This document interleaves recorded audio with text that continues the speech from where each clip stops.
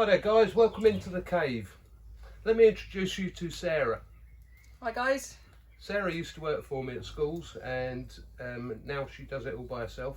Well, not completely by myself, I've got Twig. Oh, that's true. She's got a companion and so I don't see as much of Sarah as I'd like, but she's come here today and what she's doing is she's just come around to make some arrows with me. So we're going to be playing around with some shafts, we're going to be playing around with a bit of cordage, fletching, notching and a little bit of flint knapping and some primitive glue. Right, and Sarah, we're supposed to get on with something, haven't we? I guess we should, yeah. Days half gone already. What we need is 2 notches on this, one for the string and one for the pointy end. This one I've already done, and the quickest way of doing it, especially with flint, is to put pairs of notches, which allows you to then break this out, leaving you with a nice neat notch. So I'm going to go to the other end and put one in there. I'll measure a good length, so about there. Nice flint flake there.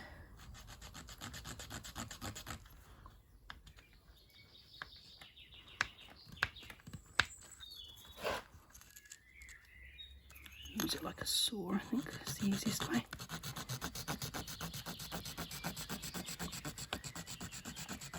I've done the notches now, and what I need to do is split that wedge out. It's a little bit tricky, it can split in the wrong place, so I'm going to try and teach it where I want it to break with a bit of flint, so we'll see how it goes.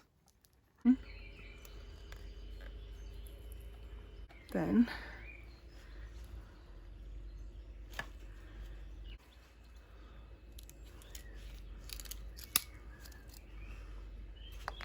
there we go. That'll work, I reckon. It's a bit messy, but I think it'll work. So it's time to make the arrowhead itself. So we're going to be making the arrowhead out of flint, and the type of arrowhead we're going to make is a barbed and tanged arrowhead, which was a late Bronze Age arrowhead. The thing about arrowheads is sometimes if you've got like one that isn't notched, it doesn't really have that kind of resonance. And once you start putting notches into the back of it, it really collects up a sort of energy to itself. So that's what we're after, particularly as Sarah's going to be taking these arrows into schools and showing them to the children.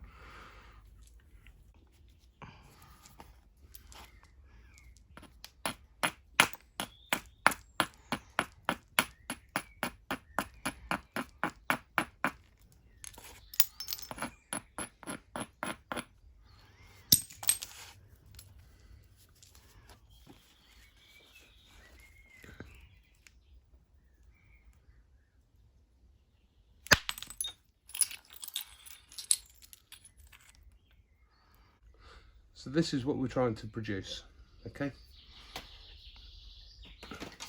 And we have a leather hand pad, and we have an antler tine.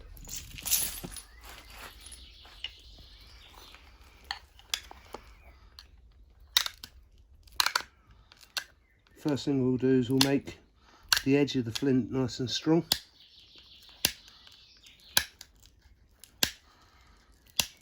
By putting a platform on it. As you can hear, it takes a little bit of pushing because this is a very hard stone, and that's twisted that edge over. Then we're going to braid that edge to make it stronger still. Now we've got that platform, what we'll do is we'll turn it over and we'll begin to push a set of flakes out over the surface, and instantly you can see that there's going to be a lot of energy expended on making such a thing, and this is what tells you that, you know, when you find an arrowhead, there's a lot of effort. Sometimes these will slip off. So you've really got to get that just in the right part of it.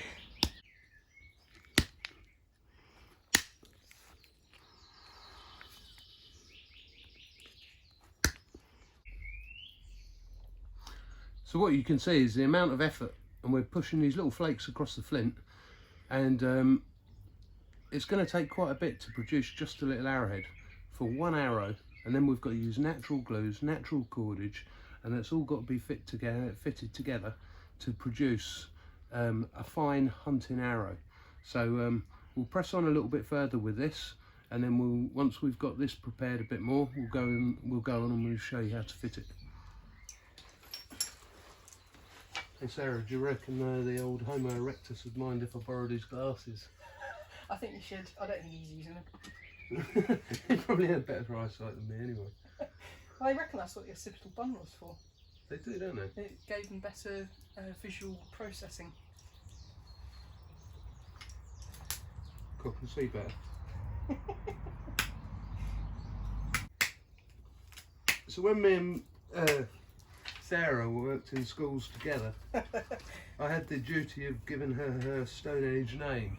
It's on first school, wasn't it, pretty much? Yeah. Or the second one. And what I came up with was the name of Memma. Memma the Cave Woman. It's Do you stuck. still use that? Yeah, that's what my Facebook page is for work. Well, you can't change it because the kids know me as Memma now. So anyway, the point was we decided that As a comedy point, more than anything, I think. Sarah, hedge name Memma, was going to be a half-breed. Half Homo sapien sapien, half Homo neanderthalis, because they interbred together. And what that meant Was that they could take the mickey out of me, basically. we could take the mickey out of her, but what she had is she had the generic. She had something which was called a generic memory, meaning that she was born with what she actually needed to know to survive, instead of having to be taught it. Which was one of the theories on Neanderthals. They're not really sure The about it these occipital days. bun is the lump that sits at the back of the head here. Yeah, we used to tell them that this isn't just hair, it's actually a lump of bone, you see. And then we'd look around at the kids and see if any of them had brow ridges. And usually you find one or two of them.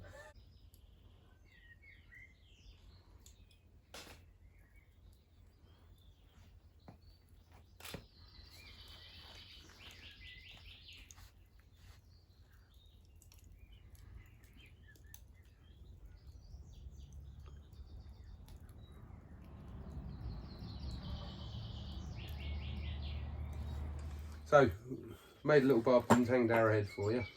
Lovely, look at that. Right. So, the thing about it is you've got a stick ready for this. Yeah, that will do. So let's just have a quick look at this in association to that. So that's a bit gappy in there, right? So we might need to shave these sides off here so they can actually bend in, because they're really stiff, right? And the other thing is if you look at that's too wide and it crowds the notches out. So what we need these shaving off here. We need them shaving off there, so they've actually got some bounce in them. And then when we stick that in the glue, we'll actually be able to compress them down on there, and then we can get our bindings in. Yeah. Cool. That bit do you think? Looks pretty sharp, doesn't it? Nice straight edge too. Let's put it that way around. I know, you always have to find the orientation, don't you? Yeah. Left-handed, right-handed. That's cutting great. Nice. So anyway, here's the arrowhead, so you've got something to match it into. That's beautiful, that. One thing that it took me years to grasp, and as a kid I always got wrong, is you want the thickest end of the arrow being the pointy end, because otherwise the back end's heavier and the arrow goes sideways as it flies. That's very good. Took me years to get that. Why are they going sideways? That's a common mistake. Do you know that? Well, you think that you want the pointiest end of the wood being the pointy end, but you need the weight at the front and the fletchings just to steady it. Yeah. Everything's ready to go. We've got this beautiful flint arrowhead, some lovely lime bast that Will's prepared, and the notch is nice and bendy. The glue is looking lovely and melty, so I guess we're ready to go.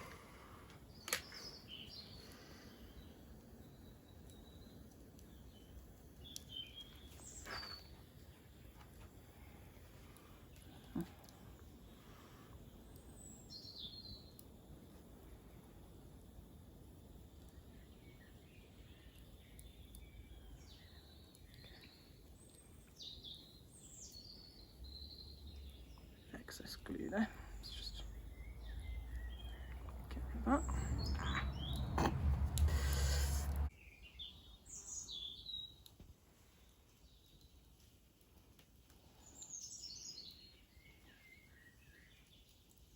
Sarah's just about to start on the fletching part of the arrow, so let's have a quick look and see what's going on there.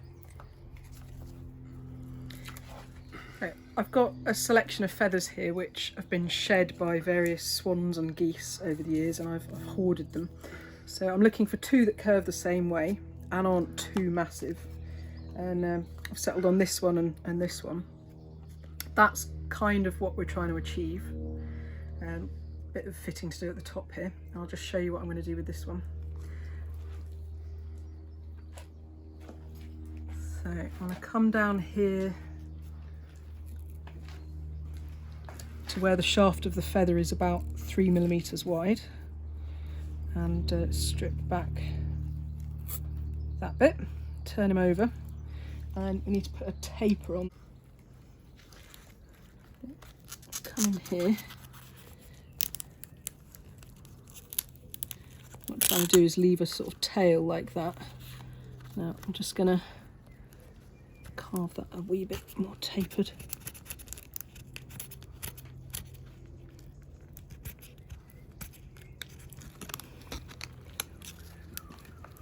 There we go, gotcha. So this taper doesn't need to be as long as that, so I'm just going to fold that back on itself and take that off there. So I'm going to work out how far down I want to come on these. About there.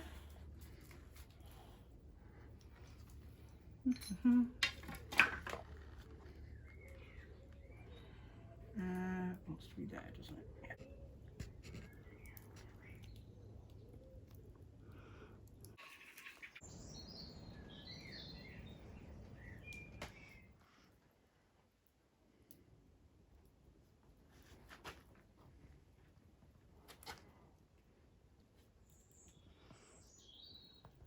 It's very nearly finished. All I've got to do is bind this end, tidy up the gluing up here, and stick a bit of glue over this binding just to protect it. So on here I've wedged the tail of that lime bast down behind that little shaving with a tiny bit of glue, and then that's just gonna, if I hold that up there. Ooh.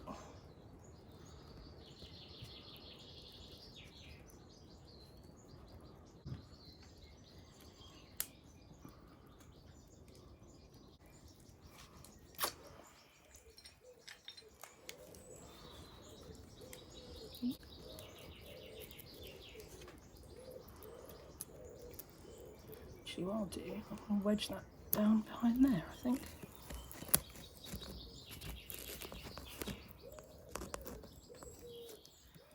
And then just a dab of glue. Done! So that's all done then, Sarah? Yeah, it's come together really nicely.